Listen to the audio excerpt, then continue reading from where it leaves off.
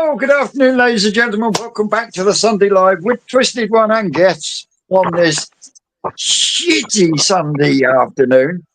And I say that because I got up this morning, looked out, and it was bone dry. So I got the old fire bin off me, mate.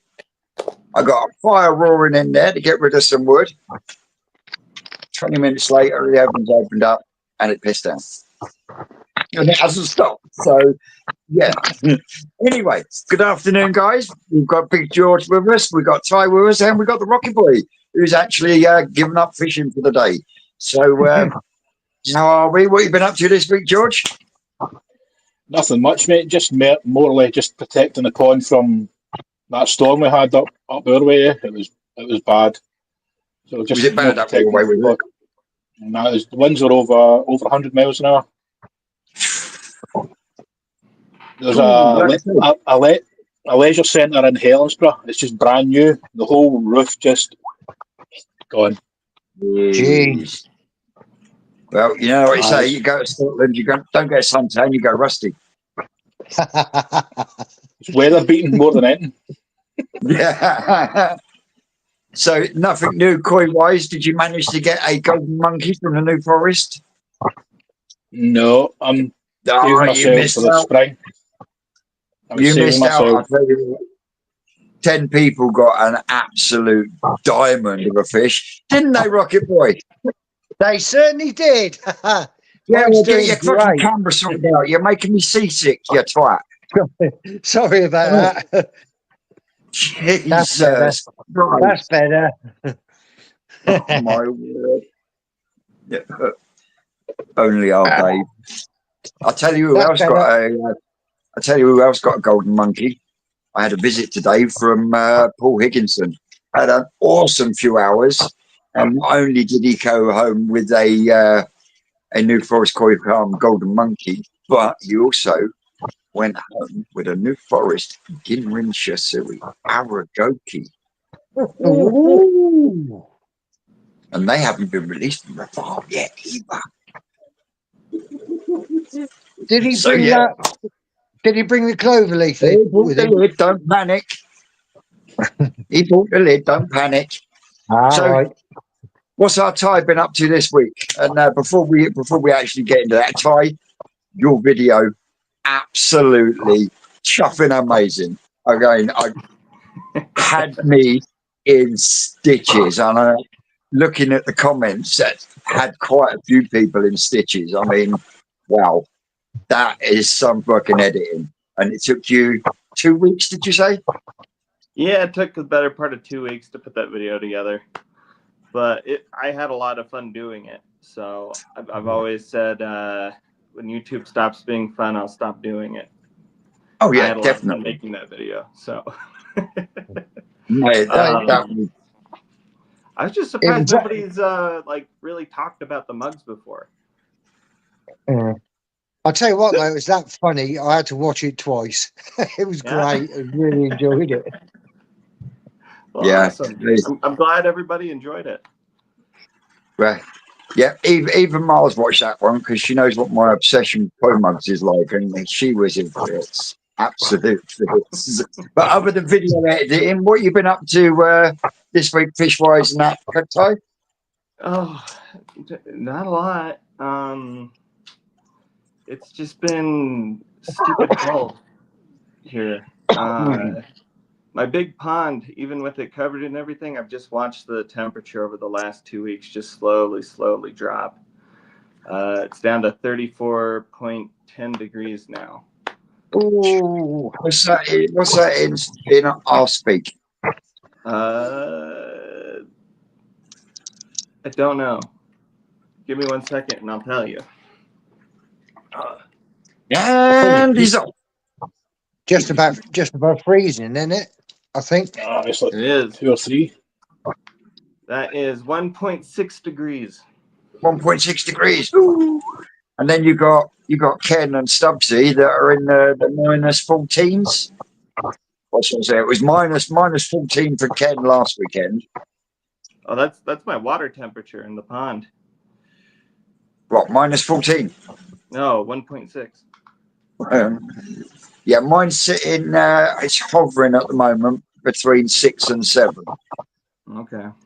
I've still got a few that are going and sitting on the bottom for a bit. 6.8 I am. I'm sitting at 6.8. I'm Ken not in telling Canada. you. Ken saying that's -6 this morning in Oshawa, Ontario. Ooh. Oh, Snow can be nice, makes it all look clean, snowy instead of grey. Don't get me wrong, snow looks real pretty until it gets touched. But Mm. I, you know, I mean, when Stubbsy put a video up and he was walking barefoot, and just the sound of that crunch, just sent a shiver down my spine. I'd love to go to Canada, but only when there's no snow and there's no freezing temperatures. Because otherwise, I ain't going nowhere. You put me in front of a fire for a week. We're lucky enough. We've not had much snow where I stay. It's more on the hills. I think you down south have had more snow than we've had, and that's a first. Yes. So, what you've been up to other than farm work, then, Dave? Me? Other than filling your phone? No. The man that's right next to you. I had the little trick and fluke in the IBC, which I've treated. They seem okay now. Other than that, filter cleans, and that's about it, mate. Oh, mate, you're boring. I know. Yeah, you know we love you. But I would Mind say, you, I did have to spend a bit of time with Lynn because it was her birthday Thursday. So yeah, we've just been chilling out. don't go blaming Lynn because it's her birthday. That's just not on, is it, boys? Nope. No, I had to look after her. Yeah, you better have done as well. I did. But she sat there giggling or she at work. No, she's gone up to the daughters All right. to pick up some more prezzies. Prezzies? Is this fucking Christmas? No, for her birthday, because they were all working. From the kids. Yeah, got ya. Oh, we got Chris here as well. Wants to join us.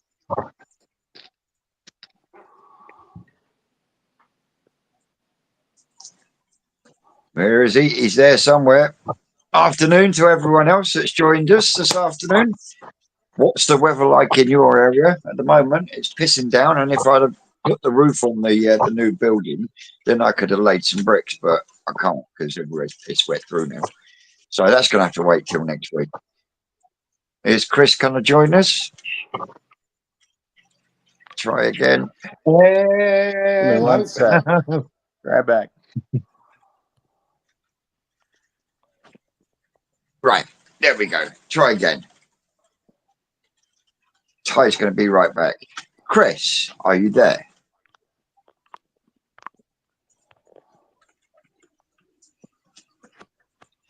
Hello, Chris. I don't He's know. probably not allowed the access to the camera and the mic. That's what he's probably not done. So, George, is there any plans of building a QT stroke grow on setup up at the home? No, not even I've a used fish tank. No, I've already used the maximum space I'm allowed. So Got ya. There's Ty back. here he goes. Can we get a fish tank? And I was told no. Well, I said if you could get a fish tank, then you could rent it to Grow and Show with a difference. Which is filling up really well. I think we're just short of 80 members at the moment, or 80 people so far. Ooh. Yeah. So I want to say a massive shout out to Joyce, our Joyce Drinkwater. I hope you are feeling all right, Joyce. Don't forget, keep on top of them meds, girl. Also want a big shout out to oh, is he back? No, he's gone. Gone completely now. massive shout out and thank you to Alan Elliott. All will be revealed in a future video, but well, thank you very much. I will show you later, Ty. Okay. I'll do the same as I did with George. I'll send you it, and you've got to pick which one you would pick out of the three, Okay. and why. I Ah, can do Dale! Dale! Guess what? Your 3,000 subscriber prize arrived back at my door yesterday. So if I didn't give you my number, I will email you later on my number and we'll sort out trying to get it to you. Or are you going to the national or any koi shows this year? And I can maybe give it to you there. So I said Dale lives in Southern Ireland and he won a prize for my 3,000 subscriber giveaway. And I posted it quite a while ago and it has just turned up here. Keep me entertained a minute, Dave. Me? So, what's it like up your end then, George? It's just it's like the calm after the storm. There is like nothing. It's just blue skies, everything. There's still just a lot of debris everywhere. The first one. Covered it in stickers, but yeah, it returned back at my door yesterday. So yeah, Dale, you were right. The post office has picked it up because he's had problems with other stuff as well. We're going to give Chris another try. He's just popped backstage. Oh, sorry about that, guys. Sorry about that, guys. I don't know. I had YouTube on my Fire Stick, and I thought, oh well, that's going to cause some issues. So I put it back onto just my phone now. And how are you all? Yeah, I'm doing good. How are you doing, Chris? 2 seconds, a minute. Yes, Dale. So I'll keep it in the box it's in. It rattles a little bit. I think some of the gravel has come off of the base where it's been chucked about, but I will leave it as is, and I'll meet up with you at the National, and I'll give it to you that way. At least then we know you've got it. Because I was getting a bit panicky, especially with the fact I did actually lose my receipt. When is the National? It's back here. I mean, I think it's the last weekend in June, Ty. Okay. Round about there. Yes. Or the second last weekend, round about there. Yeah. It's that last weekend of June, isn't it? It's usually around the 28th, 29th. Mm-hmm. How are we doing, Chris? Yeah, come on and join us. Yeah, I'm doing a little. Oh, sorry, Chris in the comments. I was asking if he was going to join us. But yeah, what have you been up to career-wise this work then, Chris? No, well, to be honest with you, all I've done is a basic pond update this week, basic pond cleans, and decorated my bathroom. My wife's decorated the bathroom upstairs, and decorated the downstairs toilet. That's all I've been up to. Nothing correlated except just pond maintenance. So what are your koi plans this year? Are you entering any growing shows or? I was tempted to go for Rick's growing show, but unfortunately I've only got one pond and I ain't got the space. Oh, tell you what, there's going to be some going by the results that we had from last year's growing show with a difference, with knowing the parents that are being used. If the spawning and hatching goes right, then there is people out there, if they raise them right, are going to end up with some absolutely stunning koi, especially after seeing some of the Dragon Ball Tosai Sankey coming out of the Mega Manga Pond this week. I mean, yeah. absolutely outstanding. So if we could, if Rick can pull it off with the new parents, then those people that have entered the ground show with a difference this year are really, really going to be in for the chance of getting something really, really special. Yes, Joseph, do me a favour if you want. Drop me an email. My email is in my channel description, and then we'll get you sorted. Crafty, Bumba! Crafty, hello, Crafty. Alan, it's chucking it down here. I wanted to do some brickwork and burn some wood, but that's all come to a grinding halt. But hopefully, in the next week or so, I will have it finished and up and running. It's desperately needed because I caged up the growing on tank today to let Paul go through and pick a couple of fish. And when I brought the cage net up, and some of the sizes on some of the fish in there are like, okay then, that'll be why the Easy Pod is now starting to struggle. I mean, I've got quite a few fish in there that are now pushing 28 centimeters, along with everything else that keeps getting added. So yeah, it's time to thin them out a bit, shuffle them around. But as I was showing Paul, there's a good 9 or 10 in there that I think have got prospects for going into the main pond. There's one in there that is good enough to go straight into the main pond. But yeah, the stock density of my main pond is going to be rather large until I just make final decisions. But this is another reason why I want the growing on tank, so I can then put everything that I don't want and is for moving on into there. And then everything, once it hits a size, and I decide I want to behave, Gav. Did you see that? Did you see that? Give the bowl a bean rest. Oh my word! Could you really see that happening? Can you really see that happening? Neither can Rick. No. No, that's never ever going to happen. But then I can put the better ones that I want to watch and progress. I can get them into the toe side tank then, because I also need to get that pond up and running, ready for April, because I'm going to be going my growing show with a different spray in long block. Yeah. Dave from Orchard Koi threw the gauntlet down last year, and he won it. He's going to have a fight with his hand this year. I'm going full out this year, Dave. I'm coming for your title.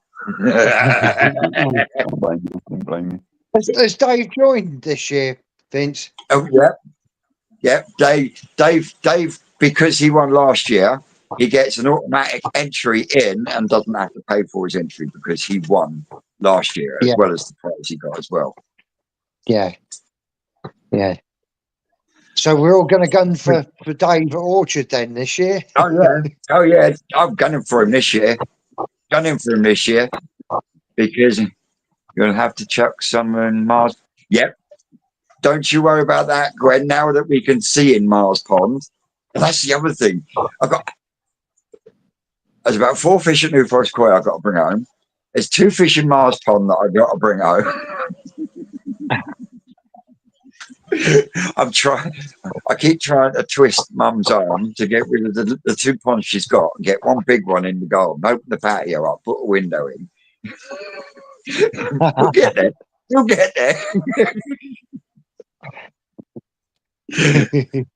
But yeah,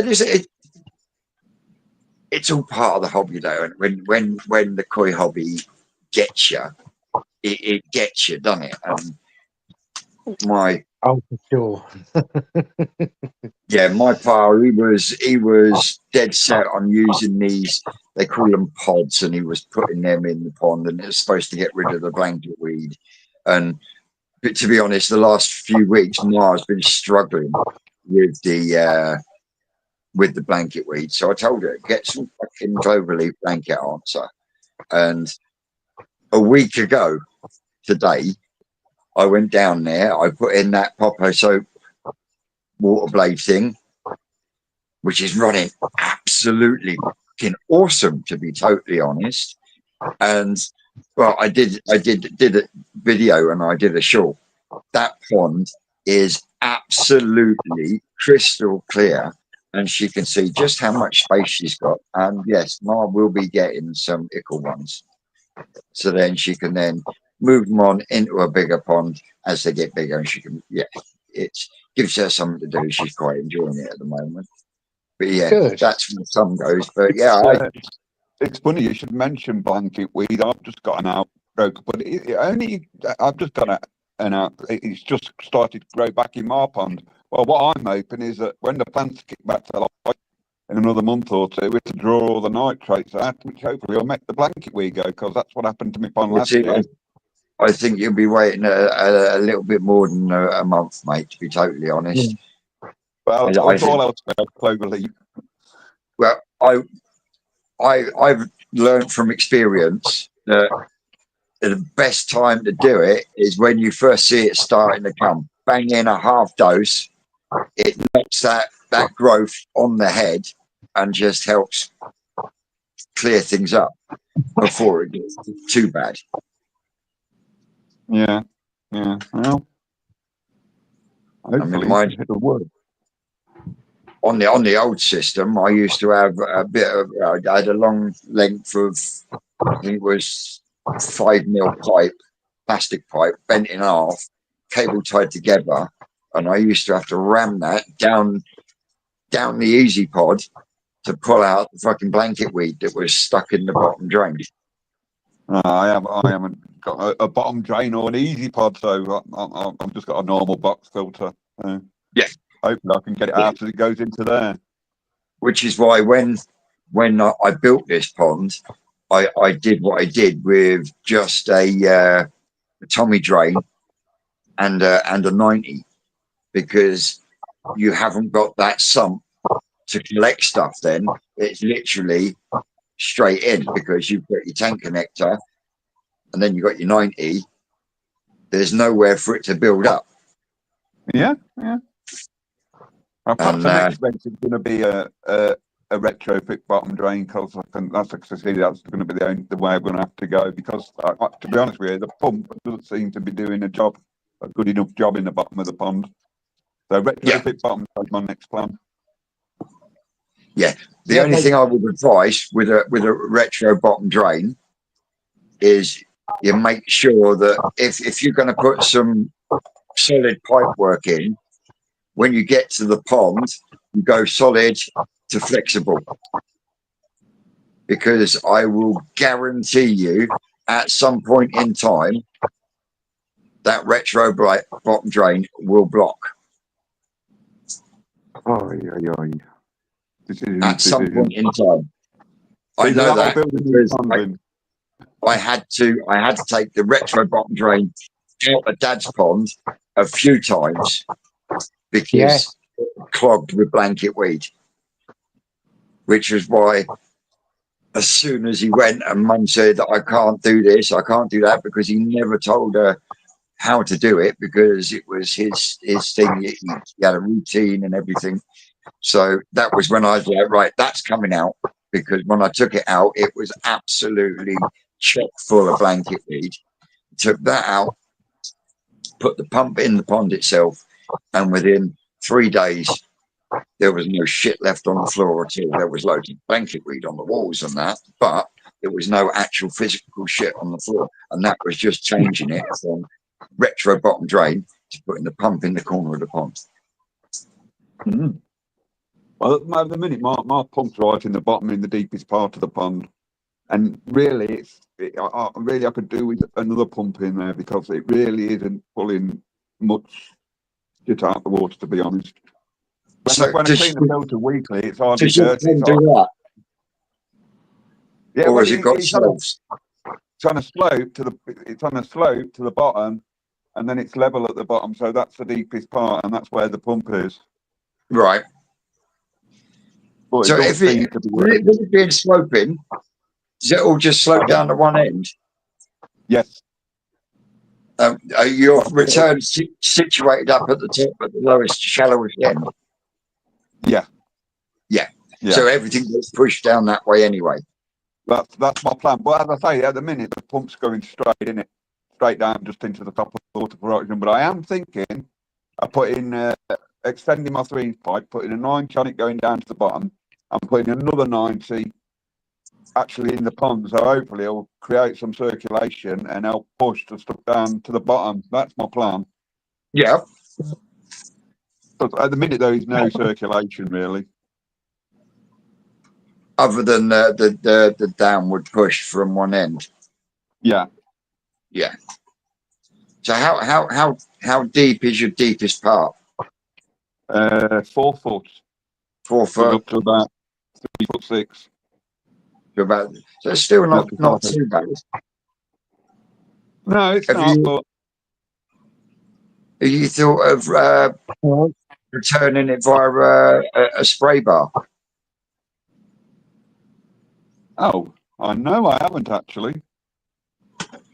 Well, See, the reason I say that, I had a spray bar in it and everything, and that seemed to be better. no, not just a spray bar that's actually returning your water. Yeah. I know what you mean. So, yes. So your returns will come out and then go into a spray bar that's got large hoses, and that's pushing your water down.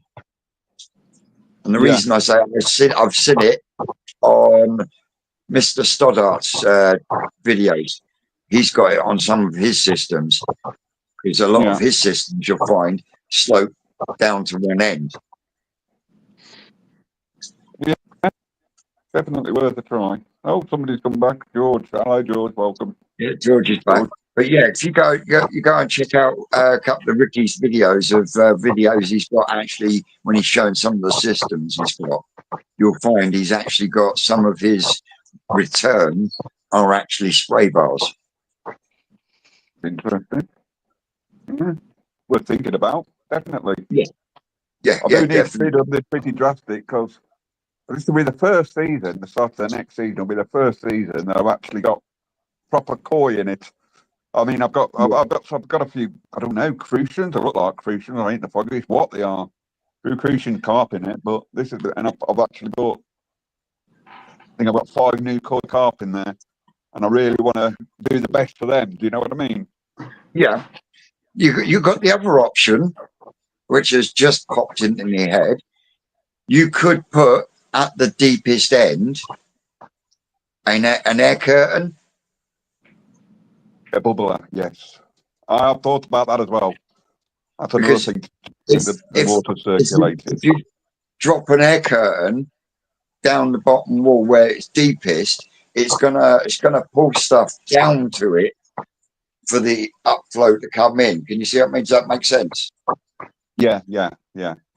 So if you've got the air bubbling up, plus, that is something worth thinking about.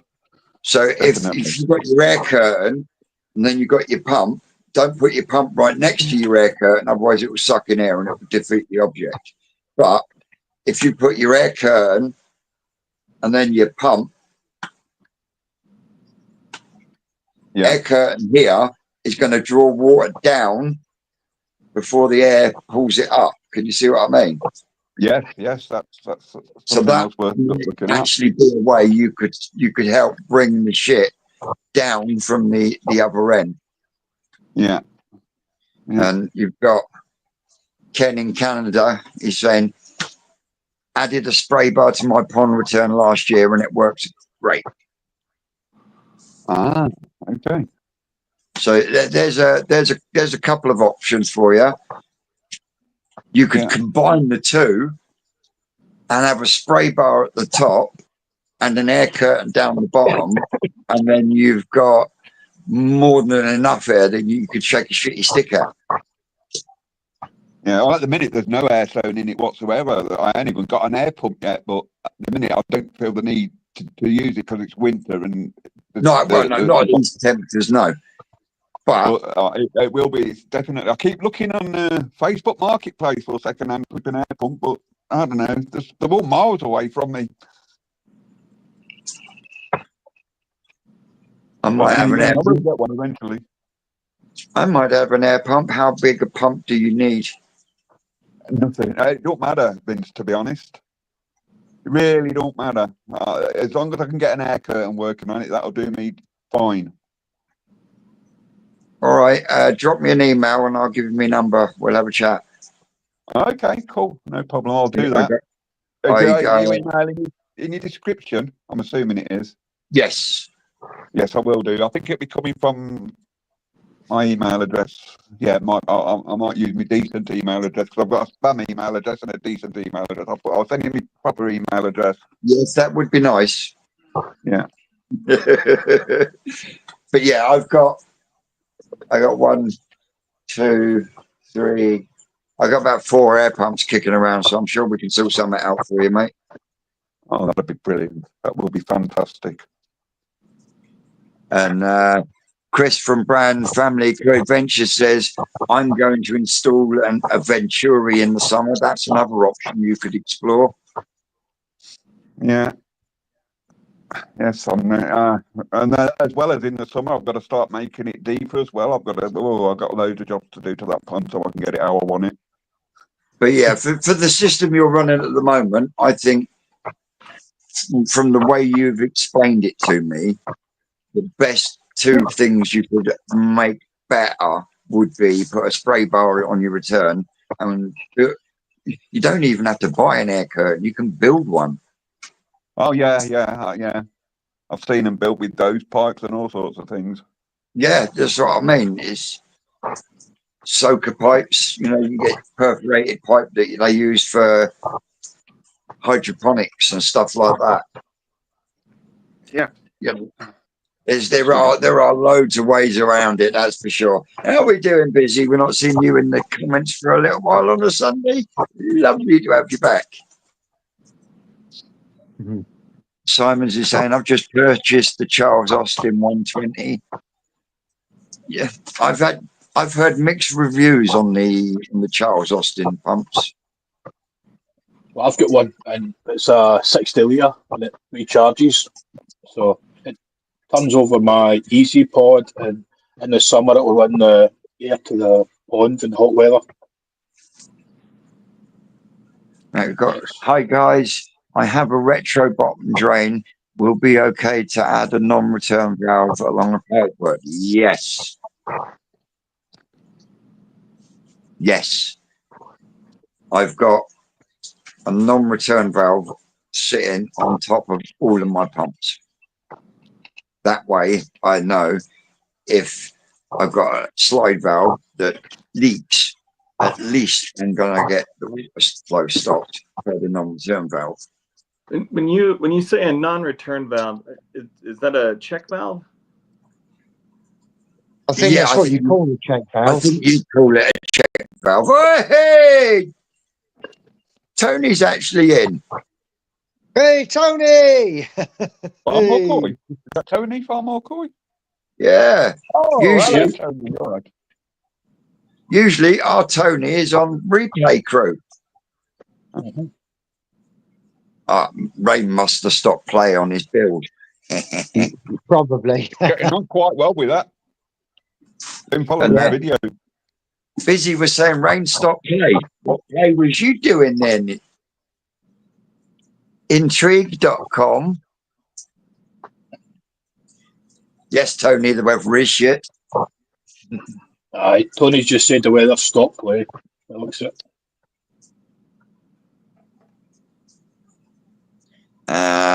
Chris is saying, I replaced my Nexus bio ring with a large perforated rubber pipe like the diffusers. Runs a treat. Nexus 220, bubbles on, up 240 litres of K1 perfectly. Nice.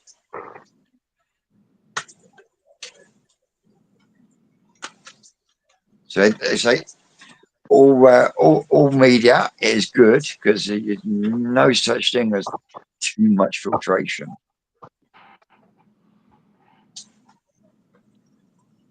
Oh, Rob, you still got the shitty weather as well. It has really stopped play here on. Oh, thank you.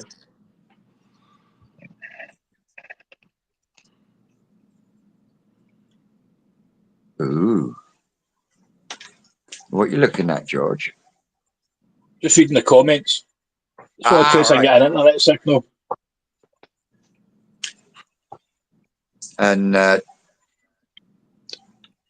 Ken is saying, hi, Ty. Yes, a non-return valve in UK is a check valve in US or Canada. Thanks, Ken. Yeah, that makes sense. I just hadn't heard it called that before. So Well, I wasn't thinking of the wrong thing. Well, it's a valve, isn't it? It's a flat valve. Yeah. Or it's on a spring, either or. Dave, are you doing any more updates to your pond this year? Say again? Me? Yeah. Yeah. I will be, yeah. I've got to drain the wooden pond down and unblock that retro bottom drain. Oh dear. Put me on Yeah. retro drain. As much as I'm listening to, it's not good. No, what it was, Chris, was when we moved it across, all the algae had dried out on the sides of it, and when I filled it back up, they sort of fell off and saturated again, and got sucked up. It's gradually cleared, but I want to sort it out. Plus the fact I want to fit a long return valve on my skimmer line on the main pond. Yeah. That's what I'm doing. I am thinking about getting a small skimmer, but probably a solar one. Because my pond is only, I don't know, 5 foot wide by about 10 foot long. Yeah, I haven't got a skimmer in me towside. Well, I did have a skimmer in my towside tank, and I found it a hindrance more than anything else, which is why I'm not putting one in the new tank.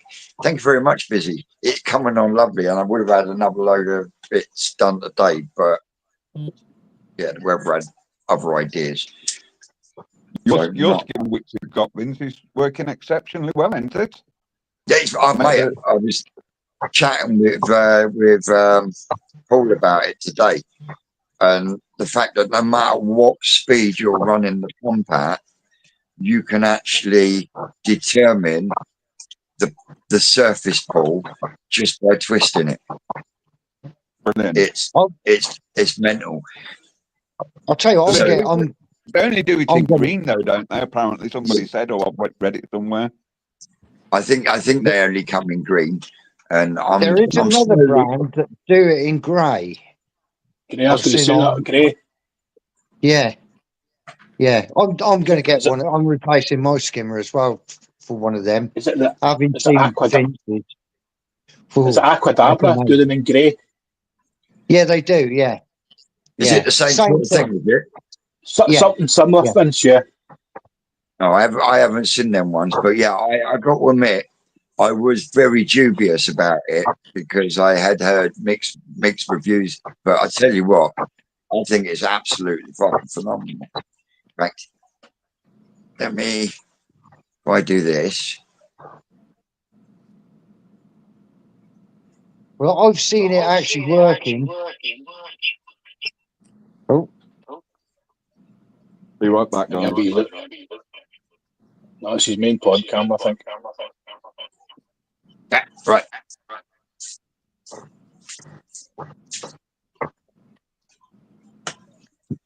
Right, as you can see, there's quite a bit of pull there. But as soon as you open it up, it's still pulling water, but it slows that process completely.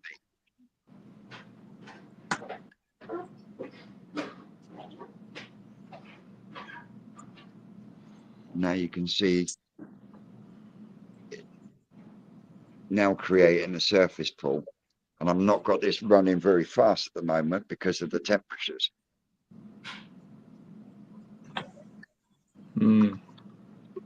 It's a good bit of kit. Looks like a good bit of kit. Yeah. And then you'll take that, pull off the surface. Now the pump's still running, it's still pulling stuff through, but that surface pull has stopped.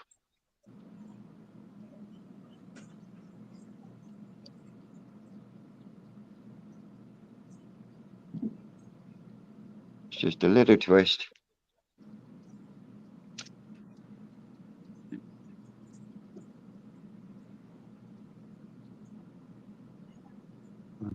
Extremely good. That's a cool skimmer, Vince. Yeah. Working exceptionally well, isn't it? And I've decided I'm going to keep this same height as the tow side tank. So it's going to end or stop about there. Is this the IBC you're putting in? That'll look nicer, Vince. More aesthetically pleasing if it's that height. Yeah, just got to add your back now. No.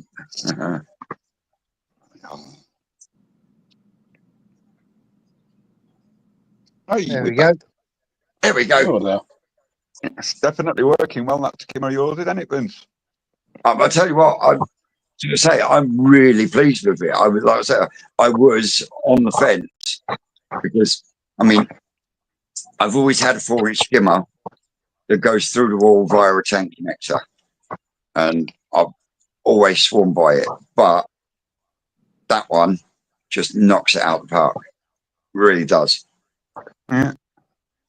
And they come in different sizes, Vince, don't they? From is it inch and a half up to 4 inch? Up to 4 inch. Inch and a half. Interesting. Chris, don't get one of them floating ones. Yeah, you know, Gary. I was thinking about it, but it's yeah. But yeah, I'll take your advice and get a proper one then. Yeah. I mean, I've had one of the floating ones, and I think I gave it away to Jamie from keeping it coy in the end. The bloody thing was always popping up, and nightmare. Ronald McDonald from Westcliff Koi Pond. The only way he got his to actually sit in the middle of the pond where he wanted it was he connected a load of fucking fishing weights to the bottom just to hold it in place. That seems above and beyond, really. It seems too much. Yeah. I had pebbles and everything in mind to try and hold it down, but they're a nightmare. Plus the little pad of jack matting they put in there clogs up real quick as well. Yeah. Not a lover of them. Yeah, exactly that, Simon. It looked even better if it was black.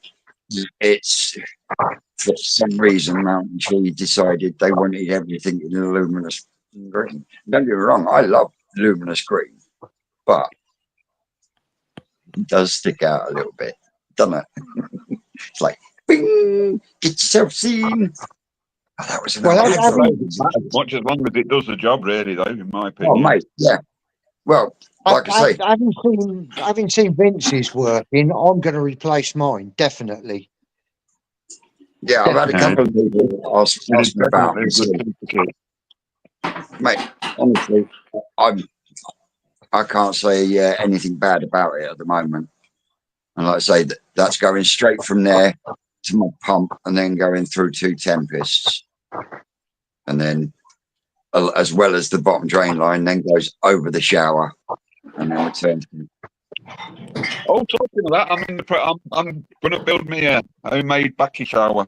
I've got some boxes from work because we do it in the clothing industry, sealed boxes. I'm going to build myself one out of them. Yep. Don't forget, cut the bottom out. cut the bottom out, drop some fucking egg crate in. None of this drilling hole shit. Yeah, I'm going to put egg crate in. I've been looking at it on Amazon. Yeah. Obviously, the boxes are stacking. When the stack flat, they only leave about 4 inches of the box showing. So I am going to put some egg crate in so I can stack it on the egg crate. That's my plan. Yeah. I'm a firm believer. You know, you go like I've said before. You go and buy a Bakki shower from JS Koi, whether it's plastic, whether it's stainless steel. When it arrives, you open it up and you've got a rectangle frame and you've got some gridding. Yeah. Now, if there's a reason for that, and that reason is it stops that build up of crap in the shower. Yeah. Hence why I built mine, filled it, made sure it don't leak, and now I'm going to leave it because with the mechanical filtration I've got in front of it, there's no reason for me to even need to see it. Yeah. You know, the media in my shower in my toe side tank. If you've sealed it, then will it come back cleaning it out when it does need cleaning out, or will it never come to that? Do you think? It shouldn't come to that. Okay. I mean, you go back to a week or so ago, up at Operation Phoenix, when we first started taking the pond filtration apart. Now, they run on a big settlement chamber behind the showers, and then they were being showered up over a 4 foot by 2 foot fucking wind. Blowing my balls about now. You know, the black cages we use at the farm for netting up the fish. Yeah. Yeah, where you've got a settlement chamber which comes over one of those that was full of flow core. Yeah. And I mean, those nets were full to the brim, 4 foot by 2 foot by the depth, full of flow core. Yeah. And black plastic corrugated stuff, and yeah. flow core is? Okay. So it showered over the flow core onto trays of Lytag, which is the stuff that looks like clay pebbles that's not clay pebbles. Oh yeah. You use that in hydroponics, or you can do. Right. Now, when we took that shower apart, the only thing we found in those nets of flow core was dead snail shells and koi teeth. We then took the showers apart, and there was no shit in that shower media at all. Oh, okay, cool. So, and at least 2 of those setups, Rick had said they had not been, the showers themselves had not been touched in almost 15 years. Okay, that's interesting. Crazy. Yeah. So to find absolutely no actual physical shit in the media after 15 years of use, why do I need to touch my showers? Can you see what I mean? Yeah. My shower in my toe side tank, it's if I took that apart to check the media, I'd kill all the plants in there. And it's the plants that are helping with the pond. They wouldn't be growing like they are. You know what I mean? Yeah. So it's got to be taking some crap out of Oh it. yeah, it's definitely doing something. Otherwise, the plants wouldn't be growing as well as they are. Yeah. You know, I'd have to cut out shitloads of moss and mind your own business to take that shower apart. Yeah. But if I do, I kill the whole system. Can you see what I mean? As far as that pond's concerned, because 75% of the water is going over that shower, and you know, all those roots in there are taking out good taking out the bad stuff and only doing good for the pond. Can you see what I mean? Yeah. And yet people will say things like that don't do any difference. It's got to be, went out, to be fair. Yeah. The plants love nitrate, and nitrate does then. So yeah, it's got to take it out. It's got to. If it didn't do anything, why would Rick fill his fucking filters in polytunnels with plants? Yeah, it certainly makes good sense. It does definitely do something. Oh, I've done hydroponics before with tomatoes and peppers, and you know, where I used to run one off an aquarium, and it was brilliant. Yeah. So it definitely does something. Definitely. Ooh. When you say you're putting a shower in, Chris, is yours a raised pond? No, it's ground level. Well, it's sort of ground level. It's raised by about, I don't know, a foot at the minute, but it's going to go another foot higher, I reckon. I was going to say, if it was a raised pond, you could run the skimmer out like Vince and I done on mine, through the wall, external pump, up over the shower. Mine goes over the shower, and then back to the pond. Oh, well, it's definitely going to be raised. I've got so many plans for that pond. It's unbelievable. And I can't get it until the spring. I can't freaking wait to get it properly. I want a filter shed and everything. Really looking forward to it. I mean, if you get one of those skimmers that stand on the bottom of the pond, they're a bit of a nightmare as well. You need a pipe going along the bottom of the pond to the pump and all the rest of it. And I had nothing but trouble with mine. Yeah, I think I shall avoid that then. Well, just because you had trouble with your state doesn't mean that everyone's going to have trouble with it. No. I mean, the trouble is some of my fish there are people on YouTube that knocking it over. There are people on YouTube that use those floating skimmers and swear by them, you know, and that is because it boils down to every pond is different. Oh yeah. You know, yeah, like I said, I had them two or three really large fish that I've moved on now that tended to knock it over when they were trying to get the food that was going into the skimmer. They were diving in there and knocking it over. You can turn your skimmer off when you feed your fish. Yeah, that's why I want to get one of the mountain tree ones. Because you can narrow the gaps down, the food won't go through it. If you see what I mean. Yep. Well, I'm just getting all this stuff together to build a upflow filter. So that's my next project.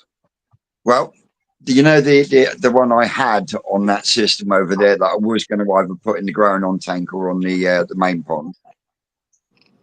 I decided I'm going to leave things as they are, and I gave it to Paul Higginson for his growing on setup. So he's gone home with his Easy Pod and an upflow filter.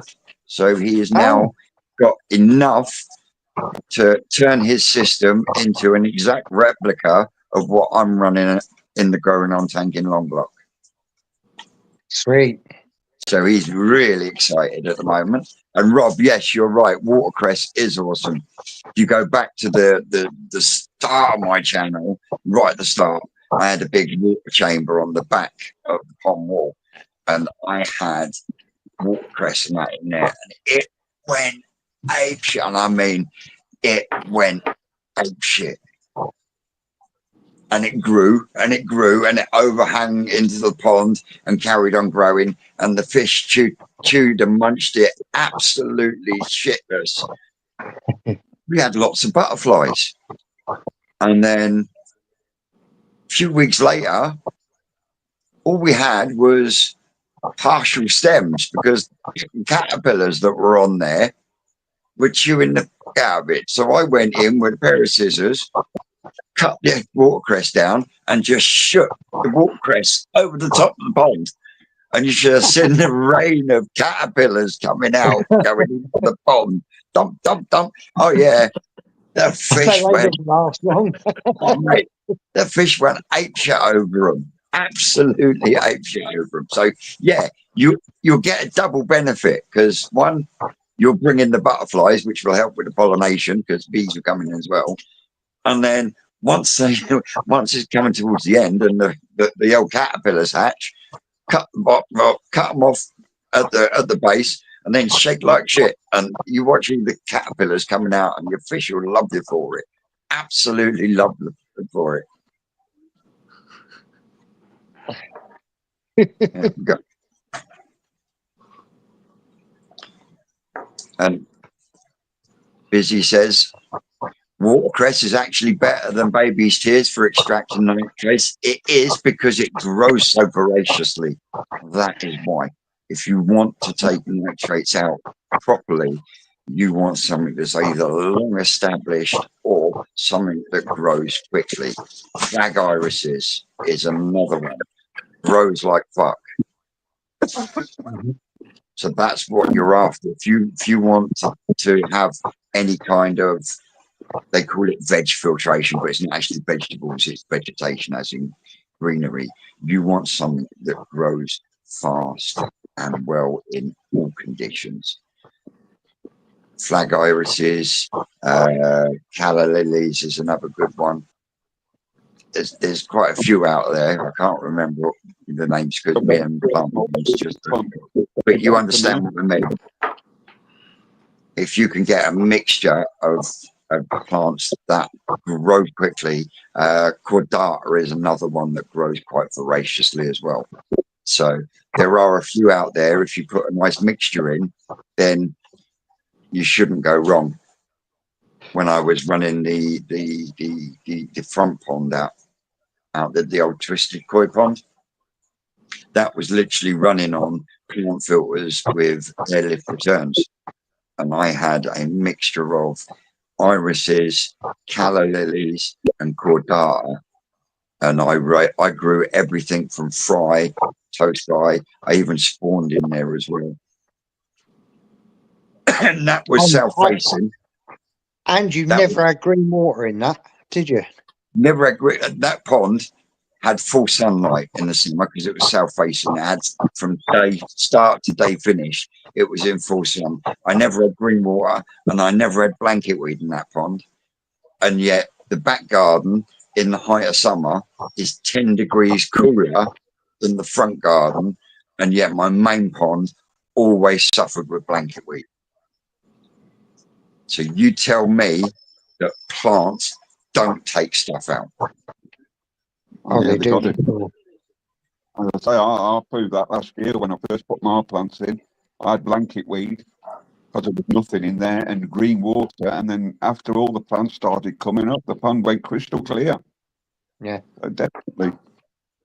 So you've got a lot of plants in your little pond, don't you? In your little pool where you got yeah. proper scope. Yeah, Sorry, that I'm upper just reservoir with the spillways. I've got put yeah. There's a ton of plants in there, all sorts of stuff. I think it does make a big difference. And I also noticed that the plants seem to grow a lot more aggressively in the middle of summer when the fish are getting fed more heavily.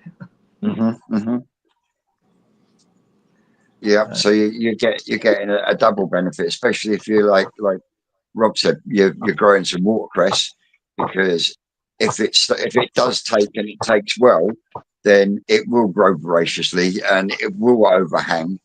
And then once it overhangs, the fish will feed off it. So you're getting nothing but benefit from it. Can you see what I mean? Yeah. And Sean Boy Coy says, I built a Cockney koi skimmer into the blockwork, didn't want any pipes in the water. Yeah, and that's the thing. Everyone's preference is different. It's just, I came across 4-inch skimmers 15 years ago, and I was like, yeah, I like that. I like the idea of it, and I've stuck with it ever since. I do know a lot of people that have had problems with in-wall skimmers. One thing I've never had problem with is my skimmer.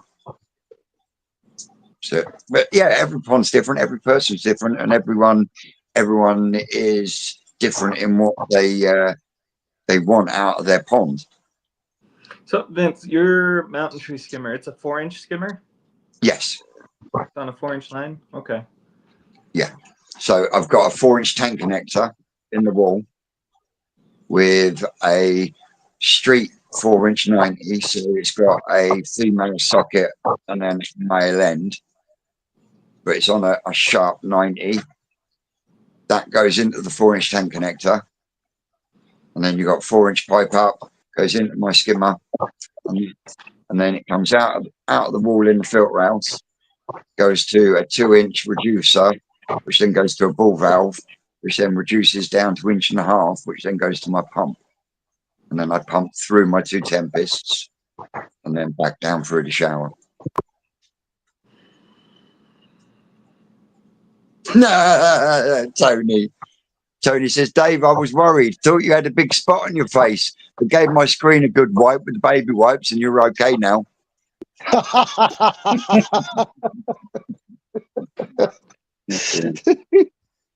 Well, Tony, why don't you jump on and tell us how you're getting on with your second pond? No, second gravel pond. I think he's trying to compete with me. I want more pods. I want more pods. God, more if I could. So I think I'm going to go for the skimmer this year, Vince. Out the skimmer, into the upflow, through the UV, and into a Bakki shower on the other side. And that'll be all the filtration complete. So, yeah, definitely. And see the caps everybody drills it for the top of the upflow filter with all the holes in it. I went on the Amazon and found stainless steel ones already pre-cut. Nice. No cutting, no moaning, no nothing. What size holes are they, George? Oh.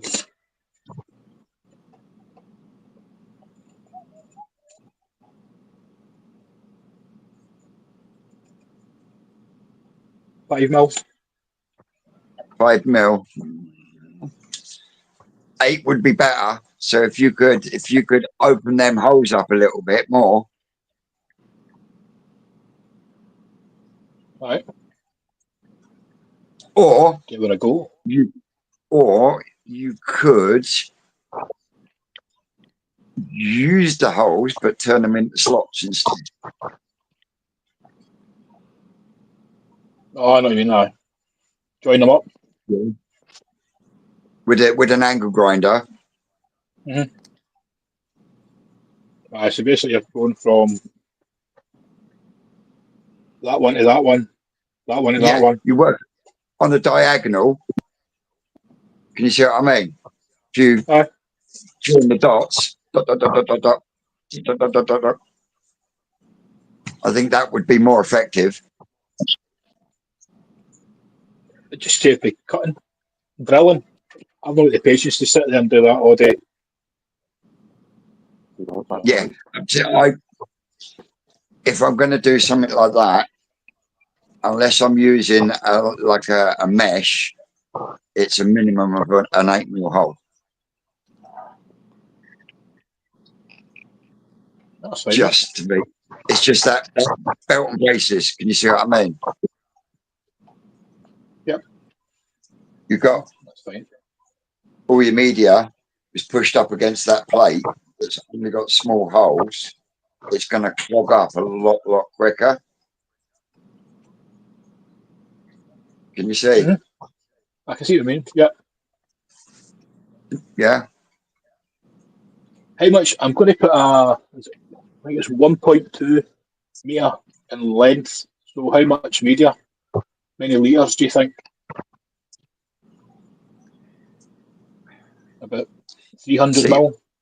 What I would do is I would do it so I can still access the top. I'd put media in, I'd fill it, and then I'd boil it and see how it boiled. if you think that it can take more, add more. Add more.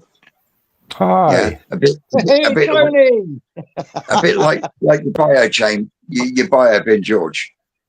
Yep. You know, get the air pump going, get it boiling, and then take it to that point where it stops, and then work backwards. Right, You see what I mean? I'll get that. With my air pump, I was able to go just over half in depth. Hey guys, I gotta run, but it's good to see you all. Ty, I'll send you them videos in a bit. Let me know. Yeah, I want to see those. All right. Yeah.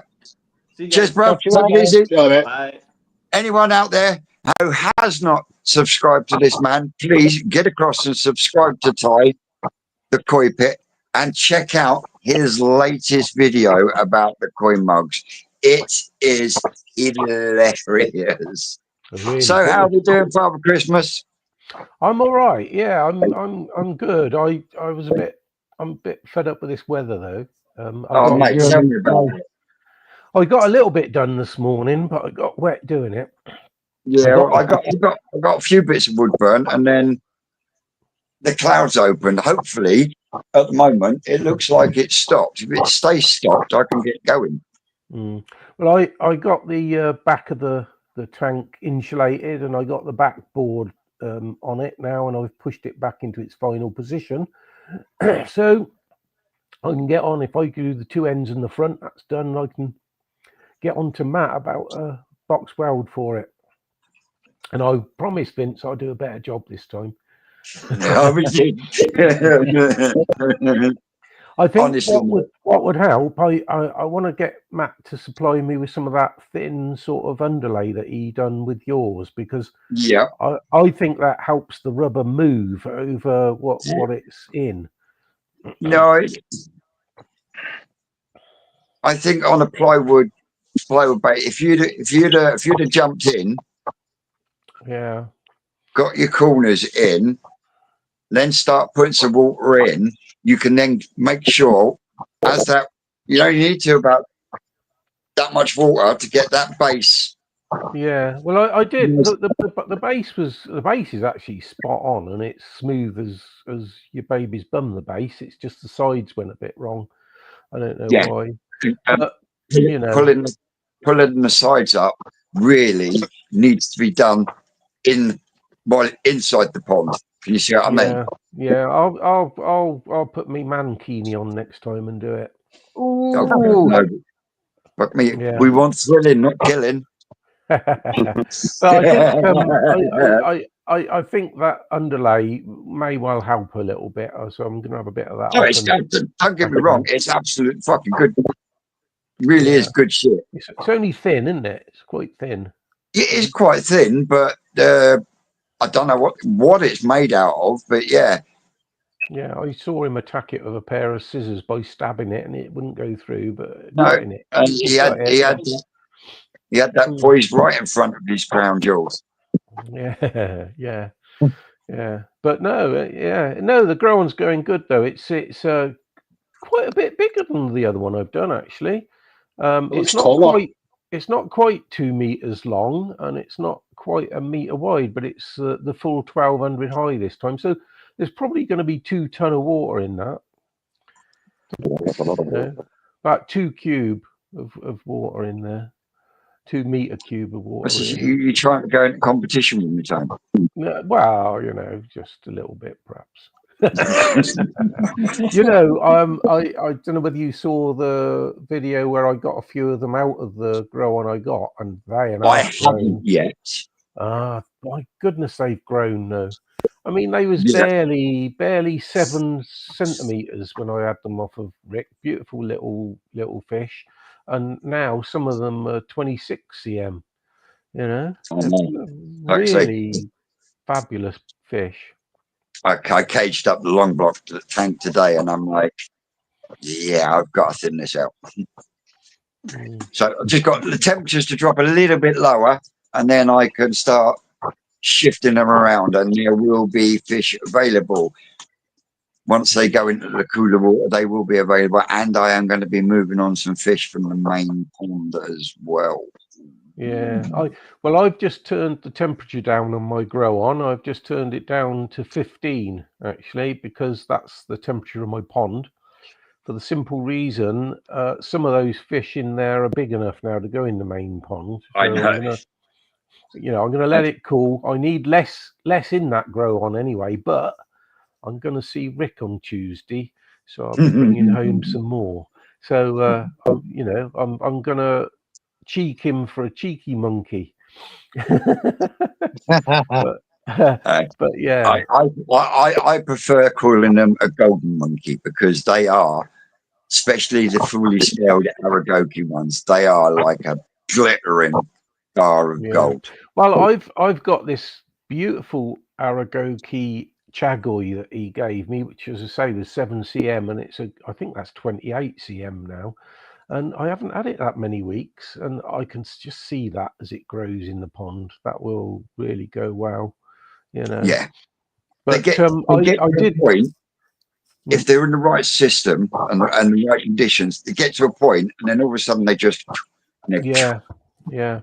Unfortunately, I had you probably know I had 19 little fish off Rick that he hand selected for me, which they were all beautiful. But I lost 2, and I didn't lose 2 from illness or from disease or bacteria or anything. I had a power cut one night, and they decided to leap out the bloody pond, and I found them on the floor. So they ain't leaping out anymore. I got it all netted now, but it was the golden corn, if you like, that Rick does, a lookalike golden corn that leapt out, and the Ginrin Shishui, and that was always the good ones. Superb. Yeah, there's not a lot of them around at the moment. 95% of them are still on the pond. Yeah, Rick said he would sort me out a couple out of his Munger tunnel. He said he was going to be, because I contacted him early Jan, and he said if I waited until the end of Jan, he'd be sorting through the Munger tunnel, which I think he's just done with you not long ago. Yeah, and we are going to be going through it again in a month's time. I see. He said. Yeah. Final go sure. Oh, mate. Something else. Some of the bodies on them show are unreal. Yeah. But again, they were the first spawning. Hang on, I've got some many comments. Vince, you have officially changed my preference for windows. I'm really loving the windows from that window, videos from that window. Never thought I would say excellent. Chris, honestly, I always said I didn't want a window on my main pond, but by God, I love it now. I really do love it now. And at night, just comes into a different aspect. If you got light going into it, it just really does change the whole window on mine. But unfortunately, I'm not going to knock mine about to do it. But 18 years ago, when I built that, Windows was relatively new. Not many people had them.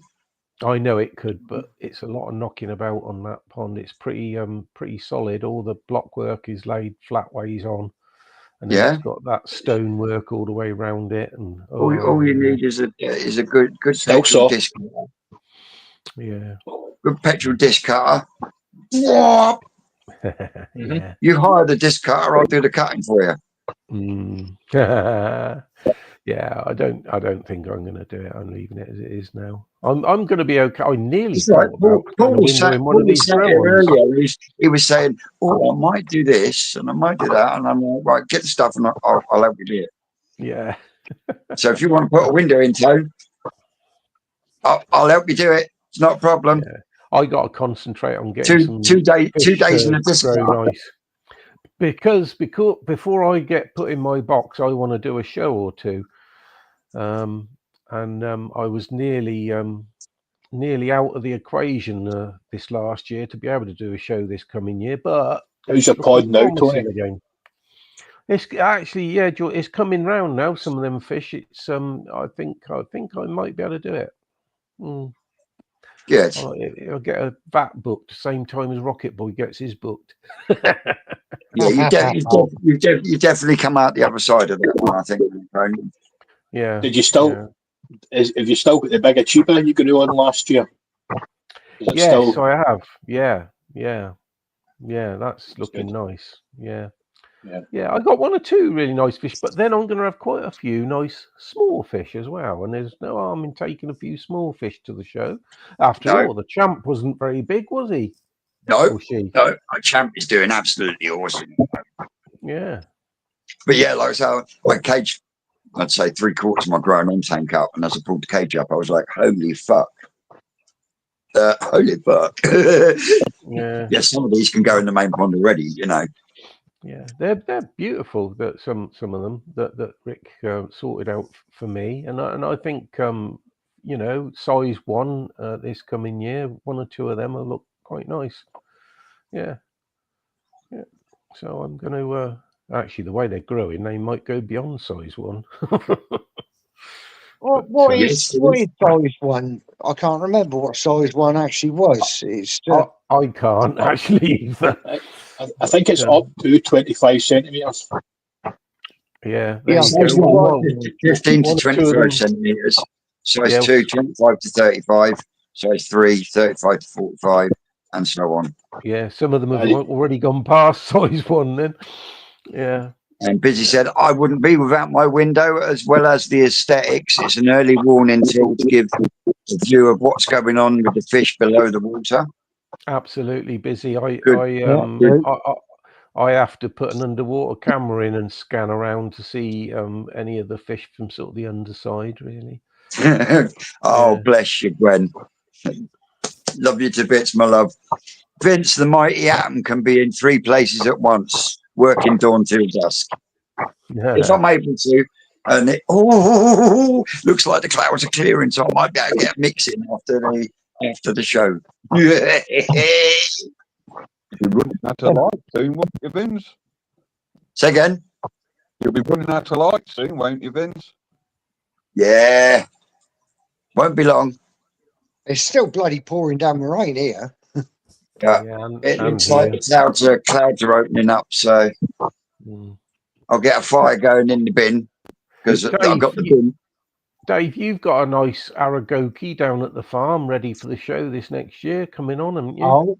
Oh yes. Yeah. Yeah. That's in the old shop at the moment. I reckon you ought to give us a little look at that when you're down there. It's in one of the big round tanks. You've got no hope until we empty it. Seeing it until you empty it, yeah. But it's a lovely looking fish. Yeah. We'll have to see. No, Stu Bob, that's just greedy. It does look good, yeah, granted, but that's just greedy. Love you, Stu. Share it out, Stu. Take it easy, Wicken. Have a good week. We'll see you next Sunday. Maybe you'll come and join us next Sunday. Let us know how you've been getting on.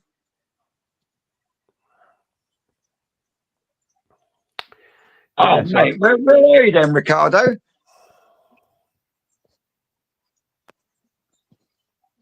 Chris, Stu Bob's Pond is actually in a couple of my videos if you go back. Yeah, Stu. All I can say is it's not his fault. He was a Royal Engineer. I'll tell you what I am looking forward to, though. I'm looking forward to this new show and grow we're doing with New Forest Koi this year with my two new grow-ons, because I think I can do a lot better with them than I did the old tanks. So yeah, them tanks did look a bit cloudy at times, Tone. Well, it's only a small amount of water, and it's hard work too. It's hard work. But I did get the year 4. I got that 30 35 cm achiever out of one of them tanks. Yes, you did. Yeah, amazing. That's stunning, Coy. You did do well in the fish tanks, Tone. There's no doubt about that. Yeah, you created some lovely rugby balls. So much easier though with a decent sized tank and proper pond filtration instead of aquarium filtration. Yeah. Well, mine's going in the IBC this time round. Yeah. This time round, mine's going in fucking Longbuck. Yeah. Yeah. Didn't you start yours off in that demountable measuring tank? Yeah, and then I had an air pump failure and lost all but 9 fish. And out of that 9 fish, I still managed to get a really nice tin shade. So yeah, I'm grateful that I managed to get one out of yeah. But that won't be happening this year because they're going in Longbuck. Yeah. That was the one thing I found doing them in that small vat. I got there wasn't enough room. Bring it on, Golf Boy! Has Gary made a new fiberglass tank for them then? I think you'll find he has. Yeah. Yeah, he's got his ticket. He's firing on all cylinders. He's our Gary. He's right up for it. He's going to knock you out of the park with his golf clubs down. I gave my golf clubs away the other week. Oh God, I couldn't. I've said this to Gary. I couldn't think of anything more boring to do than golf. But he loves it, so you know, and he's bloody good at it as well. Won quite a few competitions, ain't you, old Gaz? Fair play. Yep. He won. Shit at it. Yeah, he won a few competitions. Oh, Jigsy's in. How you doing, bud? Jigsy. How's the wanking hand doing? Healing? Oh, bless him. He come on the live at the forest the other day, and he'd received a letter offering him to enter into a arm wrestling competition for Wales, and he can't because he's fucked his arm.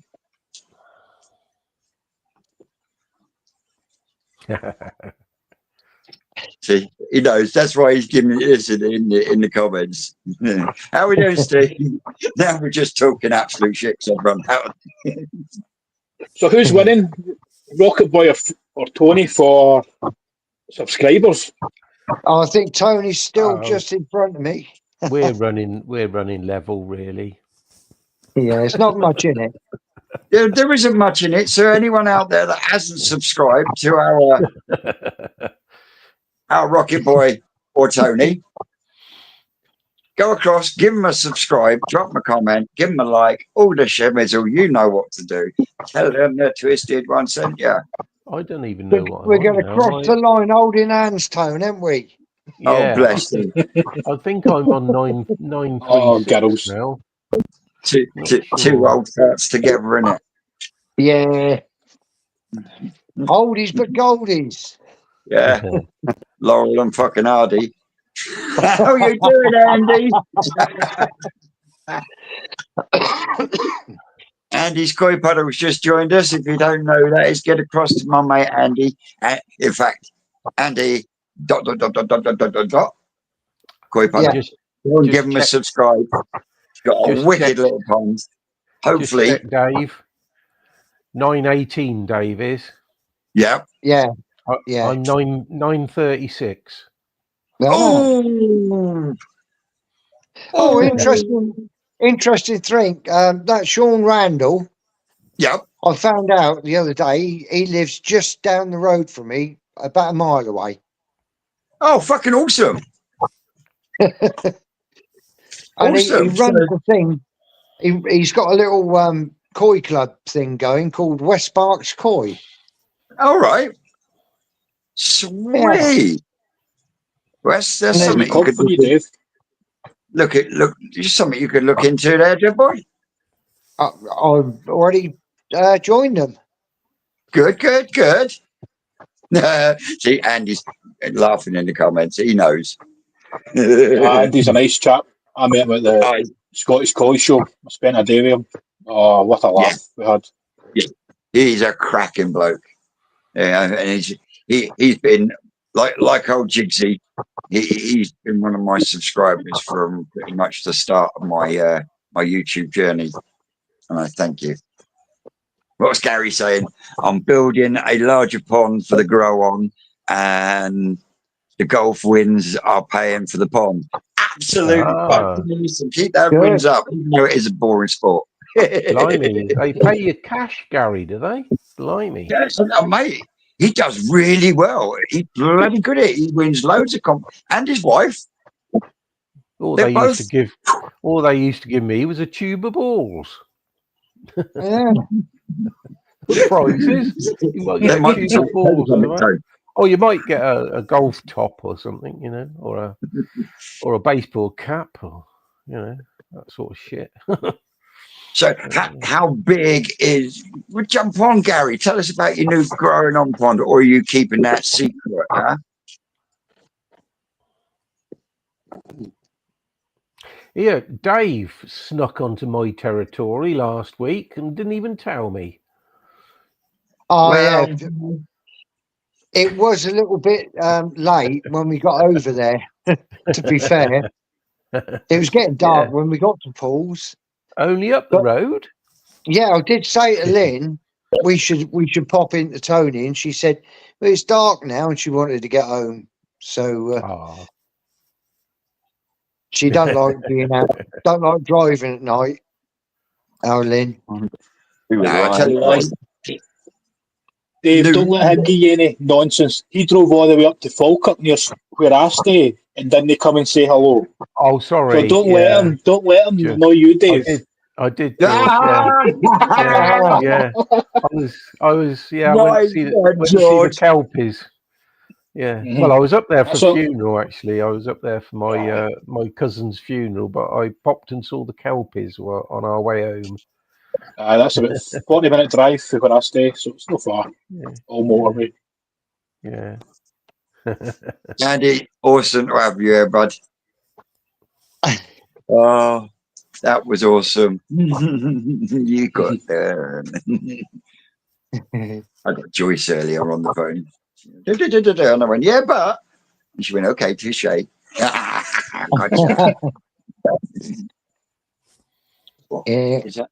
Is that my Susan just getting home? Ooh.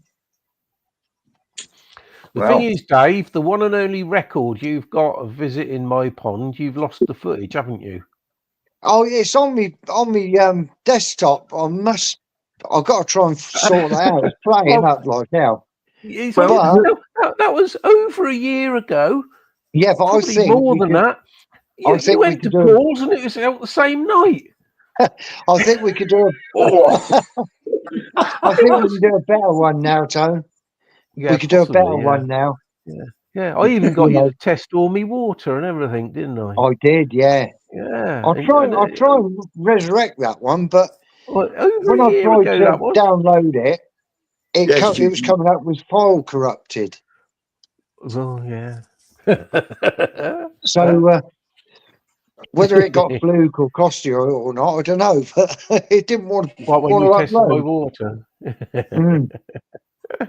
Oh dear. Yes, Jigsy, we are down the tomorrow.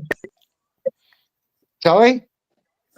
I said I was just answering Jigsy. I said yes, we are down the farm tomorrow. Oh yeah. Creating more chaos, and I'm hopefully it's not pissing down the rain because I want to get the filters done up at Phoenix. Yeah. Vince, do you see Seska's comment? Forgetting. Oh, hang on. Sorry, guys, you're forgetting the dark horse. Don't you worry. You ain't coming nowhere. As long as you use that red, as long as you use that red umbrella to photograph your fish, you'll be laughing, girl. Seska, we got your card marked this year. Don't you worry. Yes, Jigsy. Message me later. I've got an umbrella coming today, a big black umbrella. Yeah. Not for the rain either. Right, I'll go. I've got a big 50-inch black one. Well, I've ordered a 68-inch black one. Have you? Oh. Is it double-ended? No idea. What does that mean?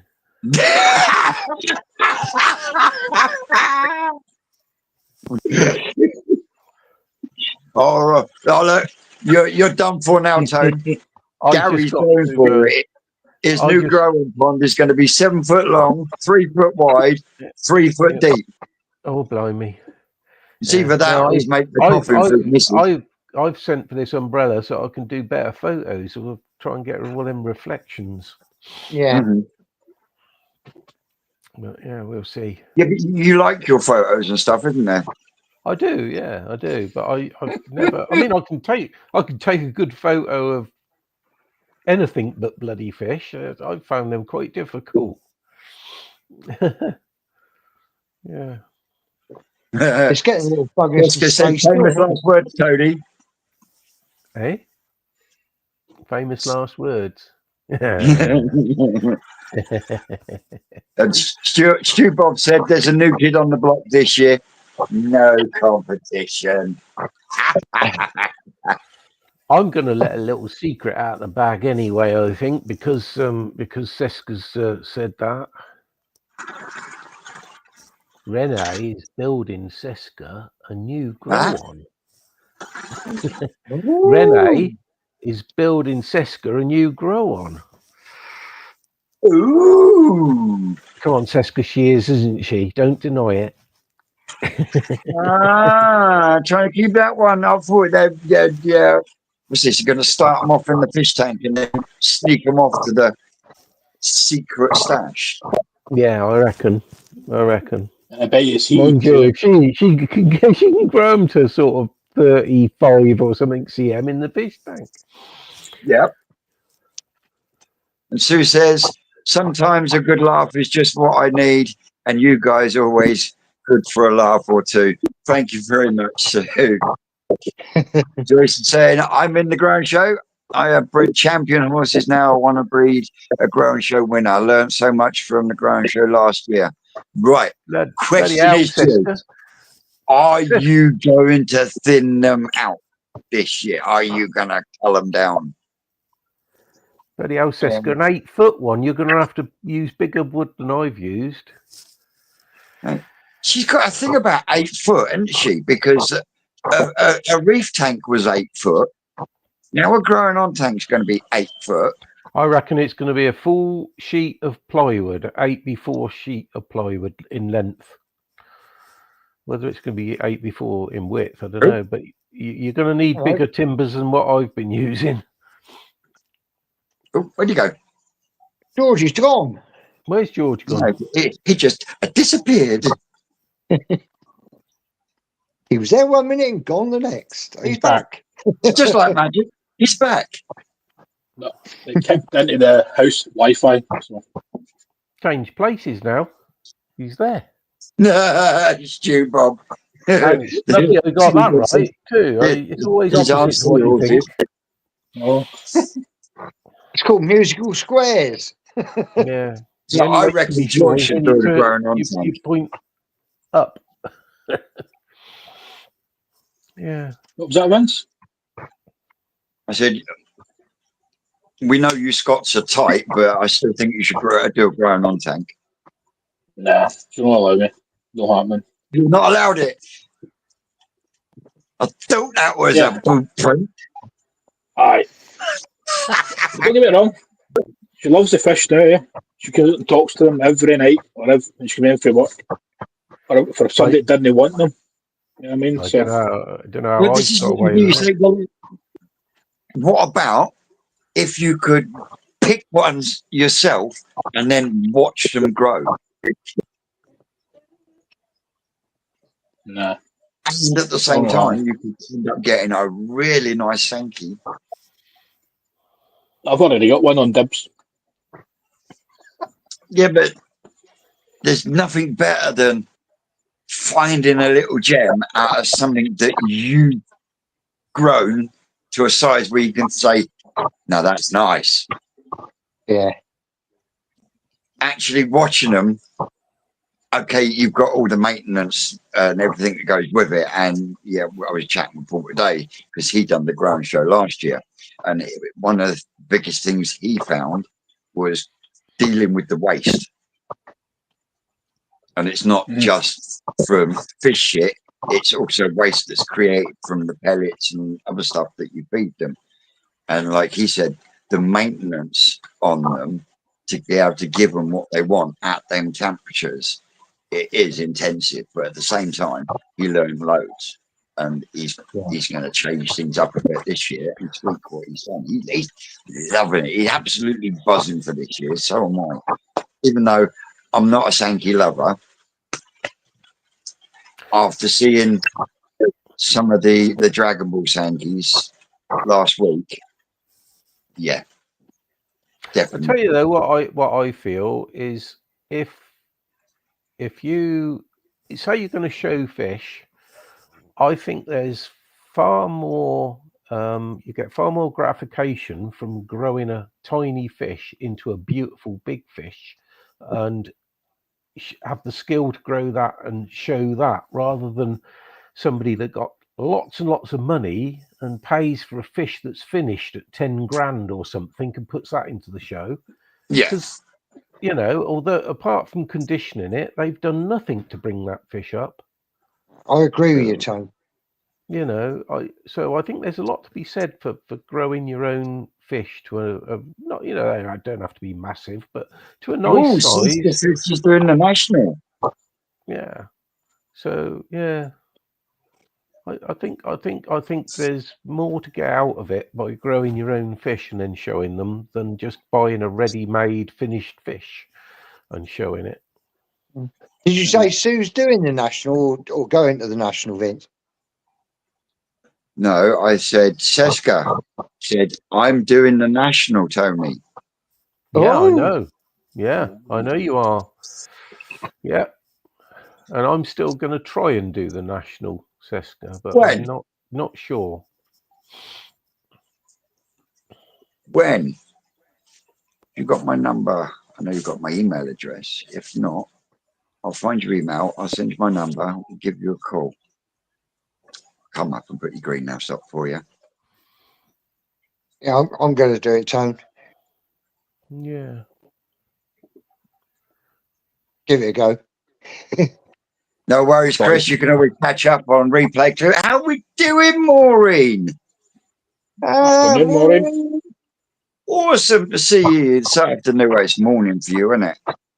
But awesome to see you on. But yeah, Gwen,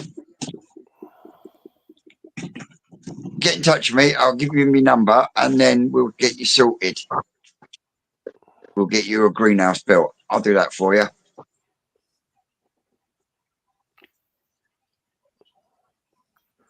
Yeah. I got everybody getting into greenhouses and grow We'll ons do now. We'll do a Twisted Toy SOS.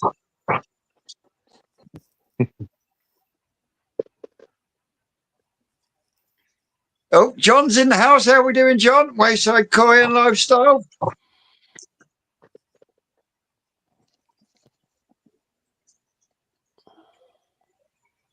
I think I'll do a show next year, the Scottish National next year. Ben, I need to have a break from sometime.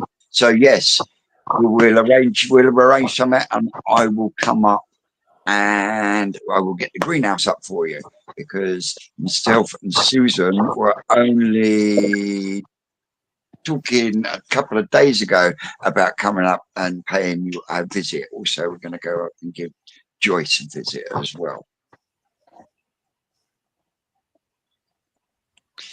How are we doing? I'm not too bad today, mate. Not too bad today. Just pissed off with the weather more than anything. You know, what's Sue saying? For me, winning in a show would come second to meeting other fish people and the fun of the experience. Winning prize would be just... I'll tell you what, Yeah, I agree. It wasn't just winning the prize at the national, but it was just the atmosphere and the interaction with people. Yeah. Yeah, that was a good day. It was hilarious, Vince, wasn't it? It was hilarious Yeah, it was last a year. really good day. I've got no expectations if I put fish in, none at all. But if I come away with something or other, it'd be nice. But no expectations. That's what you've got to go with. That's probably the best way to do it, Tony, isn't it? There's no pressure, no nothing. Yeah. No. It's like I said, if I come back with a couple of rosettes, I'm more than over the moon. You know, it's good enough. Bless you, Sue. She said, Vince, every time you say Susan, I sit up straighter. Sorry. See, now, Maureen's in the chat. It looks to me she'd come on, but she'd only just woken up, bless her. But yeah, Maureen came all the way from America last year to the national for both days.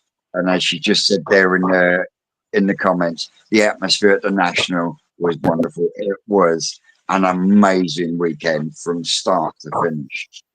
So yeah, really, really, really looking forward to this year's. Yeah. It was the whole crack, wasn't it? It was just, you know.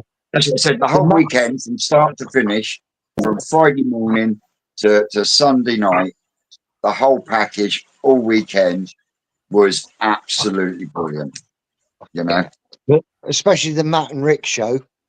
Yeah, but that was after hours. That was actual the national bit.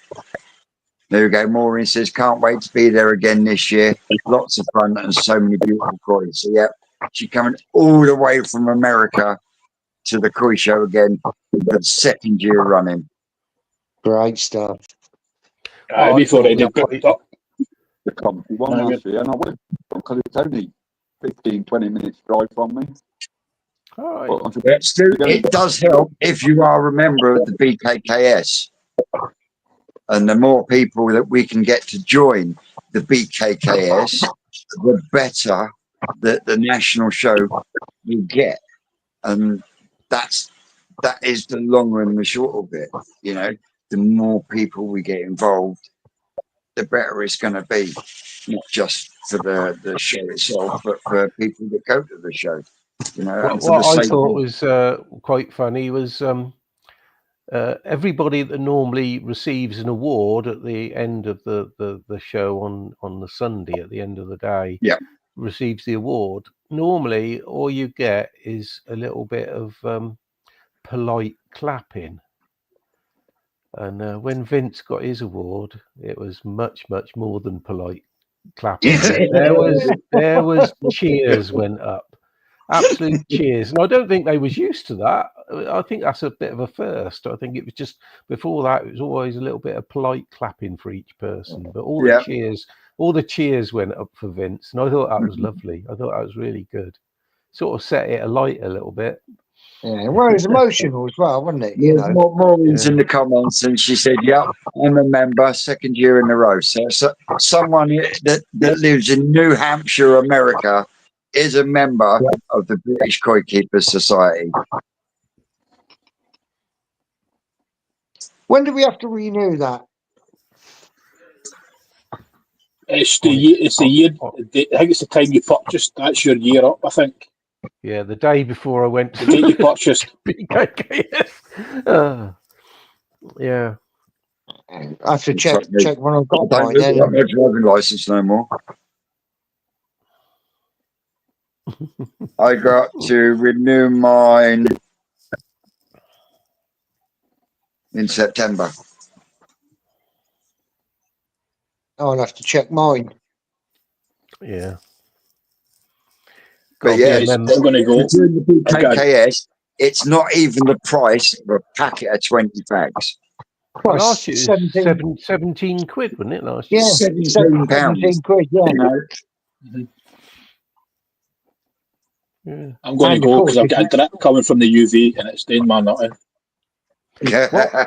What amazes me is what's the entry fee? About a tenner or something. Anyway, whatever the entry fee is. But you go in, and one of the first things you get is this glossy sort of little magazine thing, obviously full of lots of adverts. So I know that pays for it, but it's packed with information and whatnot. I tell you what, you go to one of the air shows around the country, and you have to pay about 12-15 quid for that extra.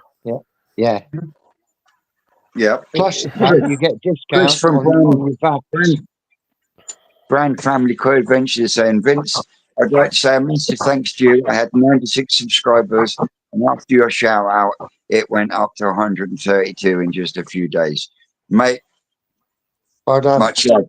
That is the whole point and the reason why I do the shout outs, because I just want to grow the community. That is it. Long and short of it, nothing else. Because I think as a whole, we have got a really good community, and the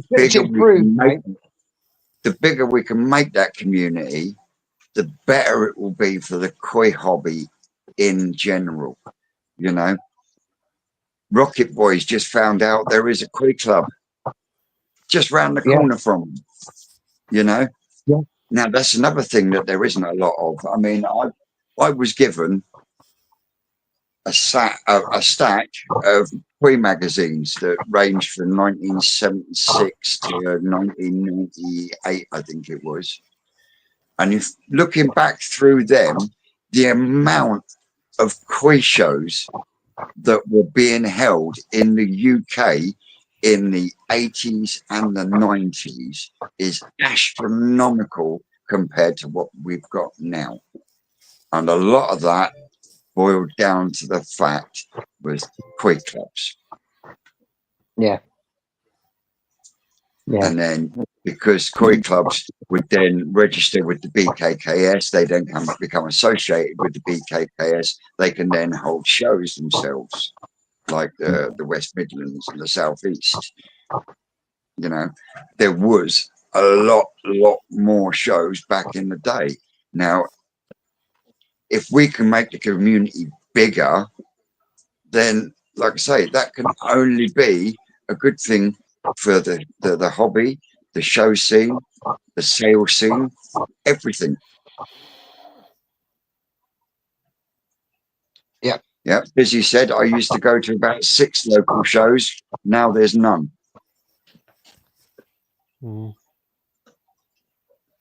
Yeah. So, and Gwen's saying you're paying £25 if you want to join go to a garden show.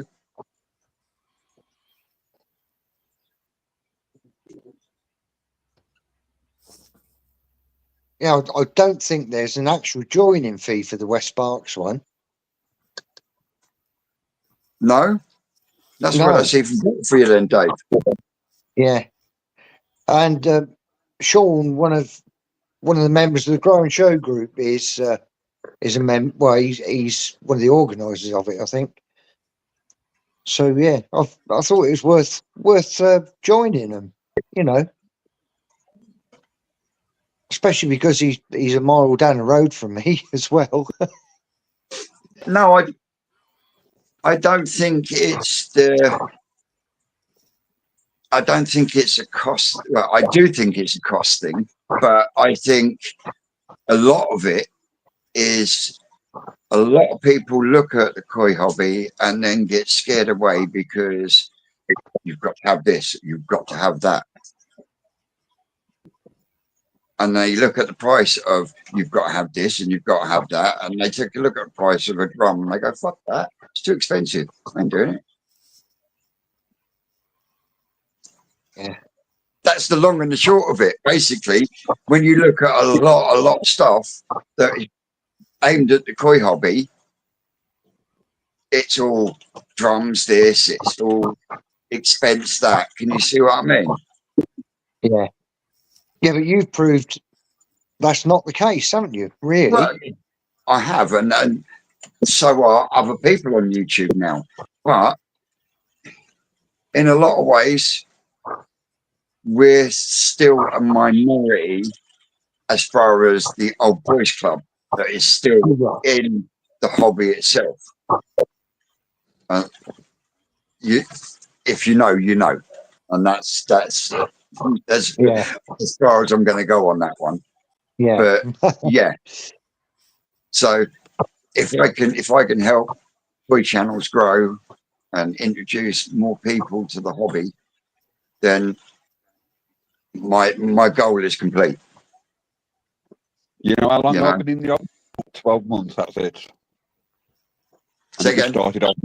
I've been in the hobby about 12 months at the most, and it just started off because I inherited this house and the pond, and I've looked in the pond and actually fish alive in there, and I thought, well, and then I started tidying it up, sorting it all out, and decided, oh, I'm going to put a few koi in with it, and that's what I've done. And now it takes up a lot of my time. I can't get enough videos. I can't get enough pond. My wife gets mad at me sometimes, but never mind. Yep. Jigsy's right there. Keep it simple. No more expensive than keeping hamsters if you do it right. I mean, you look at the Twisted Rocket Pond. Once you take out that initial cost to build it, that Twisted Rocket Pond is running on 40 watts. Yeah. 40 watts. Clear. Yeah. And the water's clear, isn't it? Yeah. Ah, Mr. Claus. Yeah, Mr. Claus is here. He's only trying to get some treats. Hey guys, I'm off today, and I'll catch you again. All right, George. Nice to see you, George. We'll catch you later. I'll talk to you later on, George. Oh, cheers, mate. Bye, bye. Nice to see you, by the way, Tony. Sorry? Glenn said, Jigsy, I wish I could get a pond liner for the price of a hamster cage.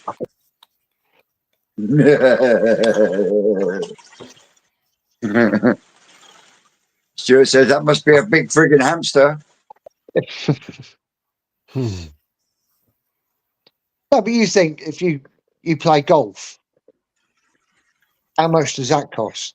Yeah, a lot of money. But having said that, that used to be a game for the elite until they started building these pay and play courses all over the country, and farmers like that was diversifying and turned their land into golf courses and whatnot. But one time you couldn't afford it.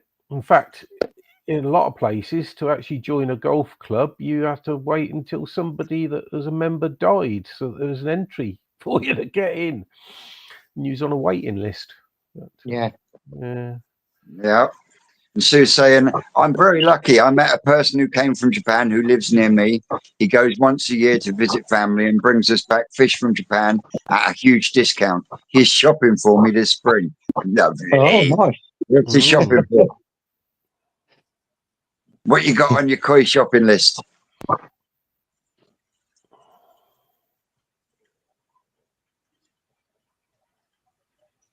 Chris, there's nothing wrong with your pond. I mean, look at, what was her name? She was on the GKP, not last week, week before. Oh, Ron. Ron from TikTok. You know, she built a pond that was about 2,600 gallons in wood in 6 days with a window.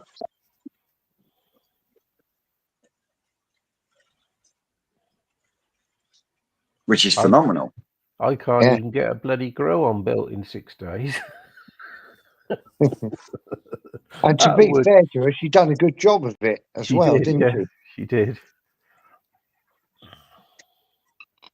How big was the liner, Joyce? And was it a flat sheet or was it a box weld? Sorry, I've just caught comment from Gwen. Oh, Susan's after a goshki and a bruised kahaku. Goshki, yes, 100%. But the bruised kahaku, meh.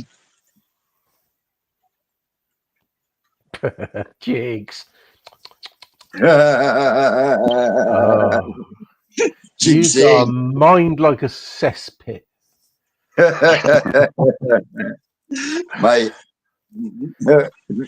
I know where you're coming from. I don't think she knew how to handle inebriated Ricardo.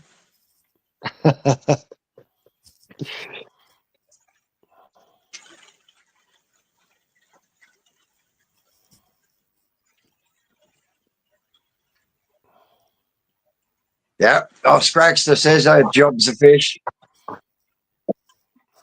Yeah, don't get me wrong. If you can get a really good quality Goromo, it's pretty, but 9 times out of 10, they just look like Bruce Harpers. Jigsy says, Tony, I would disagree. Wouldn't disagree. The fact that he's got a mind like a cesspit. I got a nice Goromo coming along. Aren't you busy after some special sparkles? Had butyl fed up with cheap ones. There's some lovely special sparkles at New Forest Koi at the moment. Was it Oxford wine, or was it Gwen? I know, I should have videoed those two I sent Paul home with. Because actually Siri was nice. Got Paul Higginson? No? Yes. Yeah. Yeah, came round today, had a good coffee, a gas bag, and yeah, I then, like I say, I caged up the whole, about 80% of the grown on tank, and I put a load in the bowl and let him pick a couple, and he picked a really nice Aragoki golden monkey, and then I gave him a fully scaled Aragoki Ginrin Shisu. Nice. And that is going to be an absolute bang. Stuart says the hardest thing for me is learning the Jap names for the koi. I call them all. That's a nice one. It takes time, doesn't it? If I'd have known, I'd probably been able to get a box rod line and cheaper for you, or even around the same problem would have been better. Right, I've got to go, so I shall see you again soon. Cheers, Toad. I think we're going to wrap it on the head in a minute anyway. Yeah, they're at the door calling for me. I'll see you. Bye-bye. She got a golden this week. But yeah, I keep forgetting to reply to Chris. I have seen your video, and the Kanoko Asagi, Rick and Carl went, oh yeah, really like that. But I was a bit, I like the redness on it. The white is absolutely beautiful, but it's just the way that Kanoko is.